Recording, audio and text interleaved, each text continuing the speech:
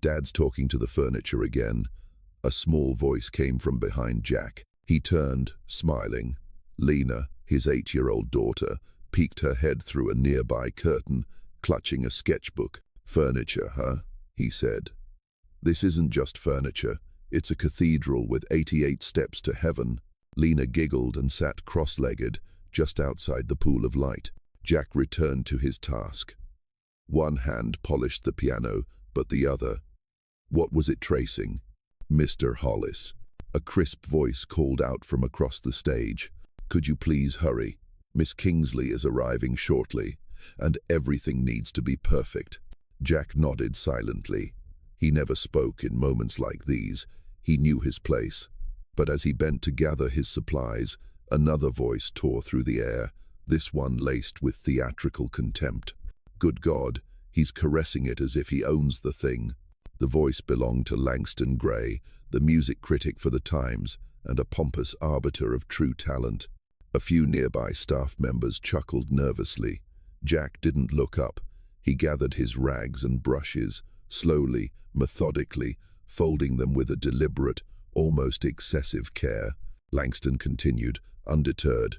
"Well, aren't we the sentimental janitor? Planning on weeping into your mop bucket next?" More laughter, louder this time. Jack remained silent, but Lena had stopped sketching. Her eyes darted to her father. He picked up his bucket, turning to exit the stage. But Langston wasn't done with him. "Hold on," he called out, a calculated smirk spreading across his face. To Jack's surprise, the famous critic stepped forward, pulling out a small notebook and an expensive-looking pen.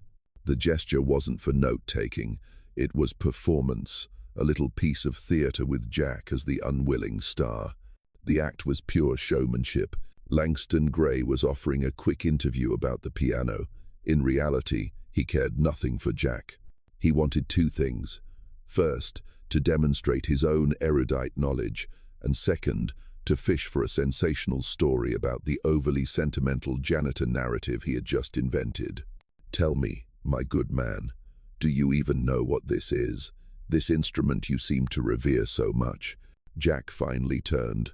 He looked at Langston, not with anger, not with insult, but with a calm, steady gaze. "Yes," he said, "it's a 9-foot Steinway Model D with 12,000 moving parts. The soundboard is Sitka spruce, slow-grown at high altitudes for resonance. The rim is made of 17 layers of hard rock maple. The keys, once ivory, are now a synthetic composite. It costs more than your Mercedes and holds more stories than your column could ever print." Jack paused for a beat, then his eyes snapped back, sharp as a blade, pinning Langston in place. "It's more than an instrument. Its value isn't in its price tag. It's in the stories it holds. Stories that people who only listen with their ears and judge with their prejudice will never understand." Langston was stunned. The smug grin on his face froze, then vanished. A flush of color began to creep up his neck, a hot red of shame and indignation. He couldn't account for Jack's knowledge, and a vague, unsettling idea about the man's past began to form. Jack Hollis was no longer the overly sentimental janitor. Now, in Langston's eyes, he was an enigma. From her corner, Lena watched it all. Her young eyes didn't understand all the biting words, but she understood the sadness in her father's posture. Silently, Lena slid from her seat and walked toward Jack's old canvas bag. She wasn't just worried, she was taking action. Her small hand reached inside, rummaged around, and pulled out an old music book, its leather cover worn and faded, the spine cracked. She hugged it to her chest, walked to Jack's side, and looked up at him with her clear eyes. "Daddy," she whispered, "will you play something?" Then she held out the book, a gesture full of hope. "Just one piece, just for me." The moment Jack saw the book, the gentle smile he'd been about to give his daughter froze on his lips. The color drained from his face, replaced by the stark white of pure horror. Jack's reaction was immediate and visceral, bordering on rage. Quick as a flash, he snatched the book from Lena's hands as if it were a venomous snake. "Don't!" His voice was a harsh whisper, but in the hall's silence, it was more startling than a shout. His eyes were haunted and full of pain. "Don't you ever touch this again. Do you hear me?" The force of his reaction terrified Lena. She had never seen her father like this. Her bottom lip began to tremble, and choked sobs broke into quiet, wounded whimpers. Lena's crying was like a splash of ice water on Jack. The panic in his eyes shattered, replaced by overwhelming regret. He looked at his own hand still clutching the book, then at his daughter's tear-streaked face. "Oh, Lena." Jack dropped the book to the floor as if it burned him. He fell to his knees, pulling Lena into his arms. "I'm sorry. I'm so sorry, my angel," he whispered, his voice cracking. "I didn't mean it. I'm sorry." He held her tightly, stroking her trembling back, his heart aching with the realization that he had just inflicted fear on the person he loved most in the world. And from a safe distance, hidden behind a row of stone columns, Celia Kingsley had witnessed it all. She saw not only the tenderness but also the hidden terror within Jack, and she began to connect it to the fragmented memories of her own. After Jack had carried his daughter away backstage, a silence fell over the hall once more, but now it was heavy with an unspoken tension. Celia Kingsley stepped out from behind the columns, her gaze still fixed on the spot where the janitor and the little girl had just vanished. Celia approached the piano. She didn't sit down right away, but simply ran her elegant fingers over the polished black wood, just as Jack had done, but with a different kind of hesitation. Finally, she took her seat and began to play a short passage. The first few notes rang out, a hauntingly familiar melody, both agonizing and hopeful. It was like a half-told story, climbing toward a crescendo before suddenly breaking off, hanging in the air like an unanswered question. Right on that lingering note, a shadow fell across the keys. Suddenly, Jack was beside her, as silent as a ghost, and he immediately stopped her, not with words, but by placing his calloused hand over the keys, preventing her from playing on. His action wasn't rough, but it held a finality that allowed no argument. That piece, it shouldn't be played anymore. Celia looked up at Jack, her eyes wide with utter astonishment. A fragment of a memory of him flashed through her mind, like a forgotten dream, the image of a much younger man in a tailored suit, seated before a piano on a brightly lit stage, wearing this same pained expression. A name almost escaped her lips, but then it faded back into oblivion.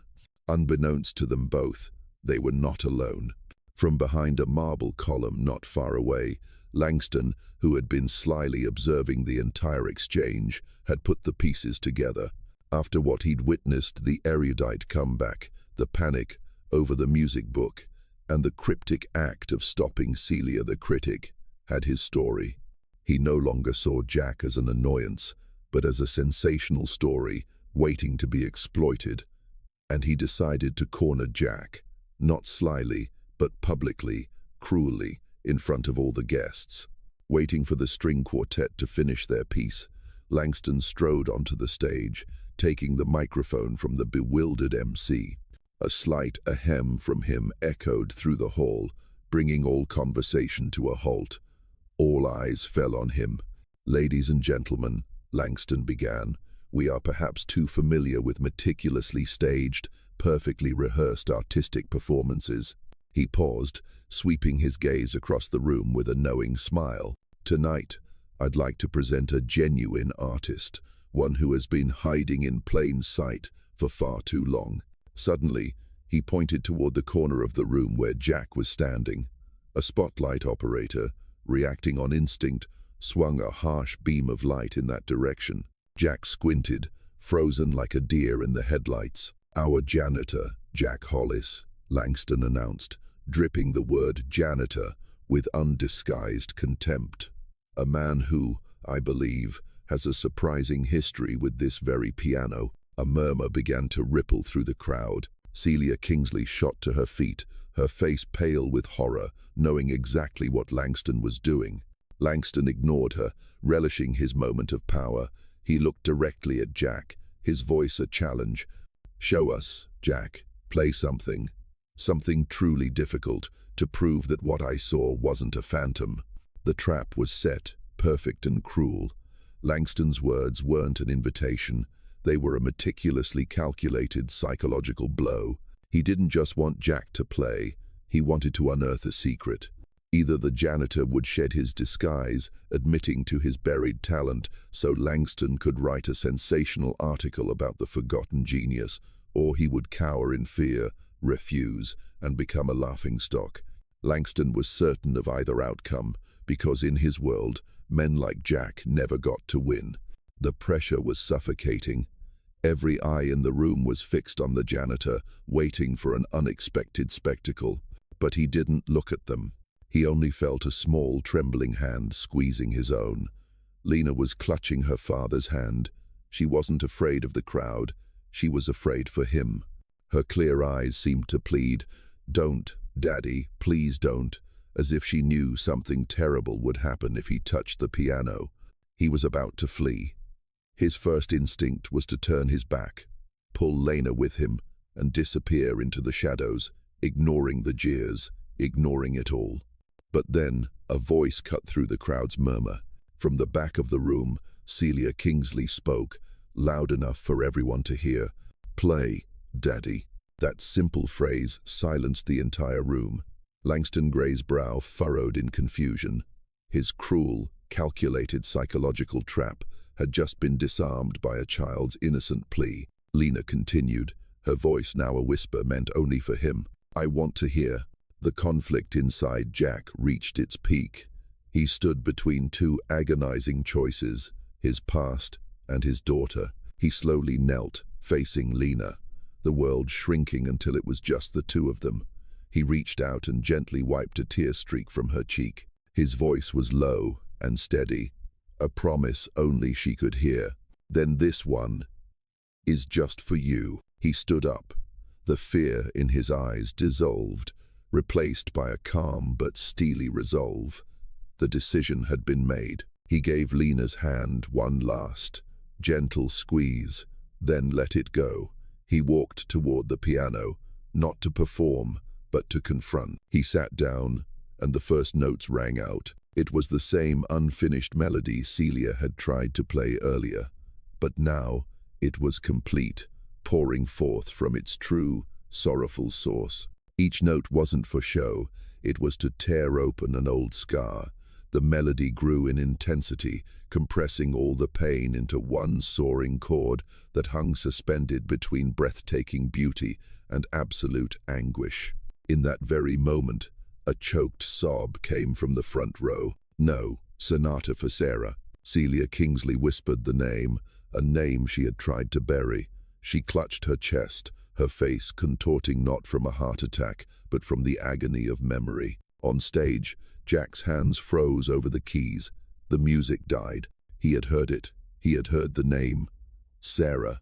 His eyes shot across the room, locking onto Celia. Pure horror dawned on his face. He glanced at Lena, and then he understood. This wasn't healing. This was a reenactment. He had made the same mistake all over again. But in that dead silence, someone else had heard the name too. Langston Gray was frozen solid, the color drained from his face.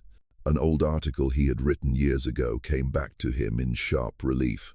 Young prodigy Jack Hollis vanishes after a devastating tragedy at an event hosted by his own patron, Celia Kingsley. The fateful night when this piece, written for love, became the soundtrack to his wife's death. All the shattered pieces suddenly snapped together into a single, hideous picture. "It can't be," Langston mumbled, his voice failing him. He shot to his feet, his chair clattering backward, drawing every eye. Jack Hollis. My God, he's Jack Hollis. The identification struck the room like a thunderclap. A collective gasp went through the audience. Now they understood. This performance hadn't been a triumph. It was the naked reenactment of a forgotten tragedy. Jack didn't bow. This performance wasn't for them.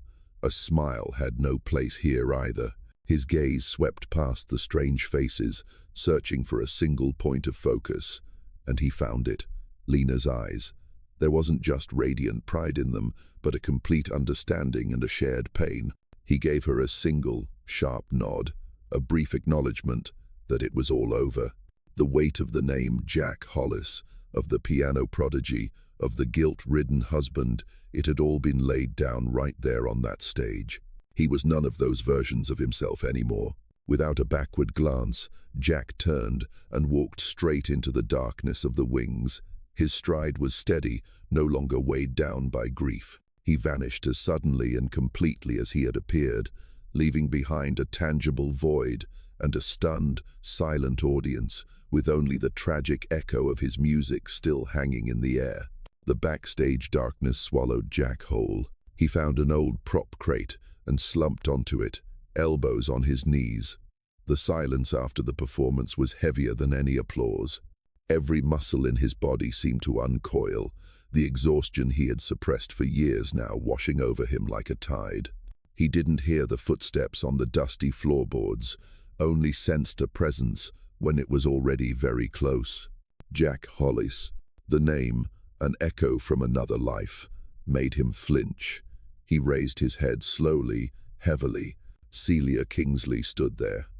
Under the dim work light, her face held none of the authority of a patron, none of the shock of an audience member. Instead, there was a strange calm, a resolve honed by years of waiting. She looked directly at him, not to scrutinize, but as if to confirm something she had long known.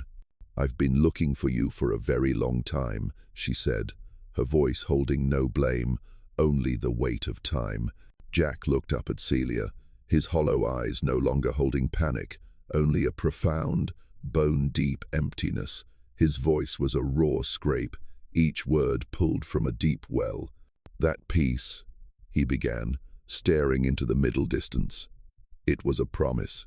He took a shuddering breath, as if the very air had grown heavy. "I promised Sarah. It was going to be my last performance. After that night, I was done. I would go home, be a husband, a father, completely. No more tours, no more nights away." He looked down at his calloused hands. "She wasn't even supposed to come. She just wanted me to finish and come home. But she never made it home." The final truth was revealed, not in a scream, but in a shattered whisper. "I was on that stage, playing a piece about our future, while my wife was dying alone on the road in an accident." He looked up, meeting Celia's gaze, his eyes holding years of self-torture. "So I made a vow. I would never touch a piano again, because every time I did, I remembered that I chose it over being with her in her final moments." Celia didn't interrupt. She just stood there, absorbing every word, her own face paling with memories she too had tried to bury. When Jack fell silent, tears began to trace paths down her cheeks. "She wasn't alone, Jack," she said softly, her own voice trembling just as much. The words made Jack freeze. "I was there," Celia continued, her voice breaking. "Sarah had called me. She said she wasn't coming, that she just wanted to wait for you at home. But I convinced her. I told her it was your big night, that you needed her in the front row." She brought a hand to her mouth, stifling a sob. "I was the one who witnessed the accident. I was across the street. I saw it all.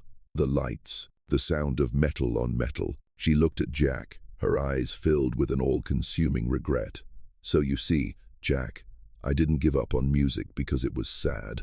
I gave up on it because every time I heard a concert, all I could hear was my own voice, pushing her to her death." Their confessions hung in the still backstage air, heavier than the performance itself. For all these years, Celia had lived with the guilt of a patron who had unwittingly set a tragedy in motion, whose event had become the stage for such pain. She had searched for Jack, perhaps to find a companion in that grief. Now, seeing the prodigy from all those years ago reduced to a man exhausted by his sorrow, she felt only a deep empathy. They were both prisoners of the same fateful night. The night was late. Lexington Hall now stood empty and still. The stage lights were off, leaving only a few work lamps to cast pale, lonely streaks across the floor. The crowd was gone, their whispers faded into the night, leaving only 3 people behind. Jack stood by the grand piano, no longer looking at it as an enemy, but as a silent witness to his life. The pain was still there, but the hatred had dissolved, leaving only a tired, hollow space. Lena walked to his side, clutching her sketchbook to her chest. She didn't say a word, just quietly opened it to a new page. Jack looked down. It wasn't the previous drawing. This one had 3 people. He was seated at the piano. Lena sat at his feet, listening, and standing behind him, a translucent hand resting on his shoulder, was a smiling woman, a figure woven entirely out of musical notes. Jack froze. He knelt beside his daughter, his voice trembling. "Lena, how did you know what she looked like?" Lena looked up at him, her eyes clear and honest. "I don't," she whispered. "But every time you talk about her, and especially tonight, when you played that piece, I saw her." She pointed a tiny finger at the musical figure in the drawing. "She's there, in your music. It's the only way I ever get to meet her." Lena's words struck Jack like a bolt of lightning. In a single, horrifying, and illuminating moment, he understood everything. His vow, his silence. He hadn't been punishing himself or protecting Sarah's memory. He had been erasing her. He had been robbing Lena of the only chance she had to meet her mother. His silence wasn't loyalty. It was selfishness disguised as grief. He thought he had chosen music over Sarah, but the truth was, the music was the last thread connecting him, Lena, and the memory of her. And he had been the one to sever it. A choked sob broke from his chest, not for the old pain, but for a new and infinitely deeper regret. He reached out a trembling hand to the drawing, tracing the image of his wife, made from the very melody he had abandoned. "Oh, Sarah," he whispered, "I'm so sorry." Celia, watching from a distance, quietly wiped away a tear. She didn't approach. This moment belonged to them. She smiled, a truly peaceful smile, because she knew the cycle of tragedy had finally been broken at its root. The story was over, not with silence, but with an uncovered truth. That music was never the thing that tore them apart. It was the only bridge connecting the past, the present, and the people they had lost. And a father, after years of running, had finally understood that the best way to keep a promise, sometimes, is to have the courage to play on.